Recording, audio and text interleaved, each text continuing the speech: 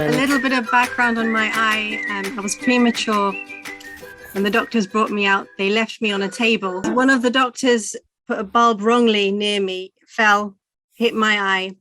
They didn't realize the right eyelid had stayed shut, got infected until about 2 months before they sent me home.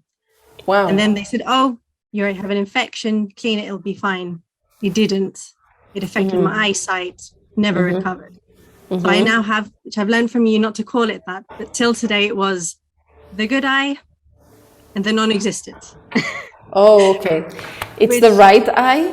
The right eye. So it became a lazy eye, a squint, myopia, astigmatism. And then I see things, triple vision, different colors, all sorts of things. But then I found you through natural vision and it was just amazing. Just doing a few things and following you. I didn't imagine I could see. I couldn't see 3D.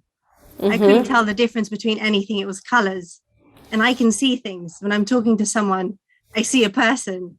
You know, if they're on a couch, it's not the person and the couch. It's two different things. It was so exciting.